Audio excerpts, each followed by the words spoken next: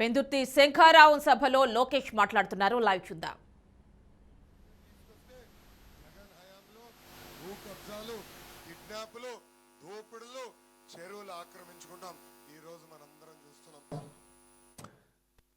ఆంధ్ర రాష్ట్ర ముఖ్యమంత్రి జగన్ మొన్న ఒక మీటింగ్ లో వైకాపా కార్యకర్తల నాయకులు షర్టు మడత పెట్టుకోవాలని పిలిపించాడు. అరే ఆగబ్బా, నిన్న నేను జగన్ కుర్చీ మడత పెట్టే రోజులు తొందరలో వచ్చినాయని చెప్పా. దానికి వైకాపా కార్యకర్తలు కొంచెం బాధ కలిగిందంట. అరగంట అంబటికి మనోభావాలు దెబ్బతిన్నాయంట. అది కుర్చీ కాదు సింహాసనం అన్నాడు. అవునండి, అది సింహాసనమే. నేను చెప్పింది ఆ సింహాసనమైన కూర్చున్న సునకంని తరిమి తరిమి కొట్టే రోజులు తొందరలో వచ్చినాయని చెప్పిన. అరగంట అమ్మతి గారు చెప్పింది కరెక్ట్ కదా అని సూటిగా నేను ప్రశ్నిస్తున్నా. అమ్మా, ఎన్నికల ముందల నవరత్నాలని ఊదరగొట్టాడు జగన్. ఇప్పుడు అధికారంలోకి వచ్చిన తర్వాత నవ మోసాలు చేశాడు. ఆనాడు ఏం చెప్పాడు? సంపూర్ణ మద్యపాన్ నిషేధం చేసిన తర్వాతనే మీ ఓట్లు అడుగుతా అన్నాడు. మద్యపాన్ నిషేధం చేశాడా తల్లి? చేశాడా? ఇప్పుడు ఏకంగా ఊరు కాదు కదా, వీధి వీధి మద్యం పారిస్తున్నారు.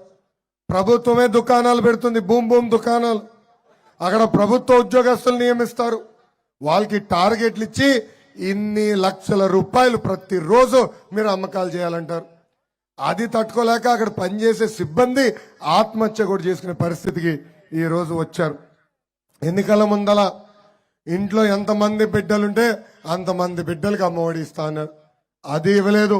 45 సంవత్సరాల వయసు కలిగిన మహిళలకి ప్రతి నెల, ఎస్సీ ఎస్టీ బీసీ మైనారిటీ మహిళలకి ప్రతి నెల పెన్షన్ ఇస్తా అన్నాడు. అది కూడా ఇవ్వలేదు. అందుకే మీ కష్టాలు చూసి బాబు గారు సూపర్ 6 ప్రకటించారు. అది ప్రకటించిన దగ్గర నుంచి ఈ జగన్ కి జ్వరం పట్టుకుంది. ఏమనంటే ఆ బాబు సూపర్ 6 ప్రకటన ఒక కిచిడి అని చెప్పి ఈరోజు అంటున్నాడు. ఈ సభాముఖంగా జగన్ చెప్తున్నా, ప్రజల పడుతున్న కష్టాలు చూసి తీసుకొచ్చాం ఆ బాబు సూపర్ 6. తెలుగింటి ఆడపడుచుల కన్నీరు చూసి చెరిపేదానికి తీసుకొచ్చాం ఆ బాబు సూపర్ 6. నీ సైకో పరిపాలనని తరిమి తరిమి కొట్టేదానికి ఆ బాబు సూపర్ 6 ఈరోజు మేము తీసుకొచ్చాం. ఆ బాబు సూపర్ 6 అంటే ఆంధ్ర భోజనం, రాయలసీమ రాగి సంగటి లాంటిది. అలాంటి పవిత్రమైన కార్యక్రమాన్ని ఈరోజు ఎగతాళి చేస్తున్నాడు ఈ సైకో జగన్. ఈ జగన్ ఓటుమి దేవుడు స్క్రిప్ట్ రెడీ చేశాడండి. పాపం వాళ్ళు పోటీ చేసేదానికి కూడా అభ్యర్థులు దొరకట్లా. మనం చూస్తున్నాం, ఎంపీలుగా పక్క జిల్లాలను తీసుకొచ్చి ట్రాన్స్ఫర్ చేసి ఎంపీలుగా నియమిస్తున్నారు. విశాఖపట్నం ఎంపీగా పక్క జిల్లా నుంచి ఒక తల్లిని తీసుకొచ్చాడు. ఒంగోలు ఎంపీగా చిత్తూరులో చెవులో పువ్వులు పెట్టే చెవిరెడ్డి భాస్కర్ రెడ్డిని తీసుకొచ్చి ఒంగోలు ఎంపీ చేస్తాడు. ఏకంగా నర్సరావుపేట ఎంపీకి బెట్టింగ్ స్టార్ అనిల్ యాదవ్ని నెల్లూరు ప్రజలు చీపో అంటే తీసుకొచ్చి ఇక్కడ నిలబెడతాడు. అదేవిధంగా గుంటూరు ఎంపీ అభ్యర్థిగా ఒక క్రికెటర్ని తీసుకొచ్చారు. బాగా తిప్పారు పాపం ఆయన్ని.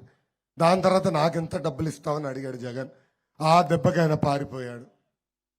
ఇంకా కర్నూలు ఎంపీగా సొంత మంత్రిని నిలబడమంటే నాకు వద్దురా బాబు అని ఆయన కూడా బాయ్ బాయ్ జగన్ అని చెప్పే పరిస్థితి. ఇంకా తిరుపతి ఎంపీగా వాళ్ళ సొంత ఎమ్మెల్యే ఆదిమూలం గారు నిలబడమంటే ఆయన కూడా నాకు వద్దు, ఈ ప్రభుత్వంలో నేను ఎంపీగా నిలబడితే నాకు డిపాజిట్ కూడా రాదని బాయ్ బాయ్ జగన్ చెప్పే పరిస్థితి. ఇంకా 175 నియోజకవర్గాల్లో 75 స్థానాల్లో అభ్యర్థులు లేక ఈ రోజు జగన్ ఇబ్బంది పడే పరిస్థితి ప్రజలందరూ చూస్తున్నారు.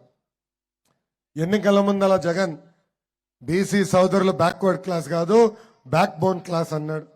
ఏకంగా దళితుల దగ్గరికి వెళ్ళి మీ బిడ్డని నేను అని ఆనాడు చెప్పాడు.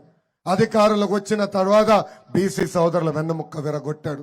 ఏకంగా దళితుల్ని చంపి శవాన్ని డోర్ డెలివరీ చేస్తున్నాడు ఈ జగన్. ఈ ప్రభుత్వ అధికారంలోకి వచ్చిన తర్వాత సామాజిక న్యాయం కాదు కదా, ఈ రోజు సామాజిక అన్యాయం జరుగుతుంది. ఇది నేను చెప్తాం కాదు, వాళ్ళ పార్టీకి చెందిన సొంత ఎమ్మెల్యేలు ఎంపీలు చెప్పే పరిస్థితి. దాదాపు 62 మంది ఎమ్మెల్యేలని ట్రాన్స్ఫర్ చేశారు. 16 మంది ఎంపీల్ని ట్రాన్స్ఫర్ చేశారు. దాంట్లో ఎక్కువ శాతం మంది బీసీ, ఎస్సీ, ఎస్టీ సోదరులు. సొంత సామాజిక వర్గానికి చెందిన ఒక్క నాయకుడిని, ఒక్క ఎమ్మెల్యేని, ఎంపీని ఆయన ట్రాన్స్ఫర్ చేయలేదు, బర్తరఫ్ చేయలేదు. అంటే బీసీలు, ఎస్సీ, ఎస్టీలు అంటే ఎంత చిన్న చూపో ఇదొక ఉదాహరణ మాత్రమే. వాళ్ళ ఎమ్మెల్యేలు చెప్పింది నేను మీకు తెలియజేయాల్సిన అవసరం నా పైన ఉంది. వాళ్ళ సొంత పార్టీకి చెందిన ఎమ్మెల్సీ, యాదవ సామాజిక వర్గానికి చెందిన జంగా కృష్ణమూర్తి గారు వాళ్ళ బీసీసీఎల్ అధ్యక్షుడు. ఆయన ఒకే ఒక మాట చెప్పాడు, ఈ ప్రభుత్వంలో, ఈ పార్టీలో బీసీలకి న్యాయం చేసే ఆలోచన లేనే లేదని. అంతెందుకు, వాళ్ళ పార్టీకి చెందిన పద్మశాలి ఎంపీ కర్నూలులో ఉన్నారు సంజీవ్ కుమార్ గారు. ఆయన ఏకంగా వైకాపా ప్రభుత్వంలో బీసీ సోదరులు అంటే చిన్న చూపు చెప్పే పరిస్థితి. ఇంకా ఎమ్మెల్యే పార్థసారథి గారు, సీనియర్ ఎమ్మెల్యే గారు, ప్రజలు అనేక సార్లు గెలిపిస్తే కనీసం ఆయనకు ఒక్క అపాయింట్మెంట్ కూడా ఇవ్వని వ్యక్తి ఆంధ్ర రాష్ట్ర ముఖ్యమంత్రి ఈ సైకో జగన్. ఇంకా వాళ్ళ ఎస్సీ నాయకులు కూడా ఈ ప్రభుత్వం గురించి ఏం మాట్లాడుతున్నారు ఒక్కసారి నేను మీకు తెలియజేస్తాను. వాళ్ళ ఎమ్మెల్యే ఎల్ఏజే గారు జగన్ ప్రభుత్వంలో దళితులు కనీసం గౌరవం లేదని చెప్పారు. ఏకంగా వాళ్ళ ఎమ్మెల్యే ఆర్థర్ గారు దళిత ఎమ్మెల్యేని ఒక స్టిక్కర్ గా వాడుకొని మమ్మల్ని వదిలేస్తున్నారని చెప్పే పరిస్థితి. ఏనాడైనా మనం తిన్నామా? అన్న ఎన్టీఆర్ గారి దగ్గర నుంచి చంద్రబాబు నాయుడు గారి వరకు అనేక మంది ముఖ్యమంత్రులుగా ఆంధ్ర రాష్ట్రానికి సేవ చేశారు. ఏనాడు బీసీలు, ఎస్సీ, ఎస్టీ సోదరుల పైన ఇంత చిన్న చూపు జరగలేదు. ఈ ప్రభుత్వ అధికారంలోకి వచ్చిన తర్వాత బీసీ సోదరులకు రావాల్సిన 27 సంక్షేమ కార్యక్రమాలు ఈ ప్రభుత్వం రద్దు చేసింది. స్థానిక సంస్థల్లో బీసీ సోదరులకు రావాల్సిన 10% రిజర్వేషన్ కూడా ఈ ప్రభుత్వం తగ్గించింది.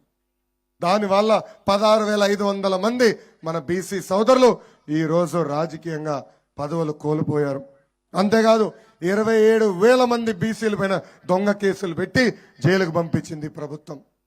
అంతెందుకమ్మా, కరెక్ట్ గా 6 నెలల క్రితం అనుకుంటాం, అమర్నాథ్ గౌడ్ అన్న కుర్రోడు వాళ్ళ అక్కని వైకాపా నాయకులు వేధిస్తున్నారని వెళ్ళి పోలీస్ స్టేషన్లకి, ఊరు పెద్దలకి కంప్లైంట్ చేశారు. అది తెలుసుకున్న వైకాపా నాయకుల పిల్లలు వచ్చి అమర్నాథ్ గౌడ్ని చితకబాదారు. అతను చదువుతున్న పుస్తకాల నుంచి కాగితాలు చింపి నోరులో కుక్కి కాలు చేతులు కట్టేసి బతుకుండగా పెట్రోల్ పోసి తగలబెట్టి చంపేశారు. తల్లి, ఎంత అన్యాయమో మనం అందరూ ఆలోచించాలి. వైకాపా నాయకుడు పిల్లలు జైలుకి వెళ్ళి బయటకు వస్తే ఊరేగింపుతో ఊరిలోకి తీసుకెళ్తారు. ఈరోజు ఆ చెల్లమ్మని చదివిస్తుంది నా తల్లి భువనేశ్వరి అమ్మ.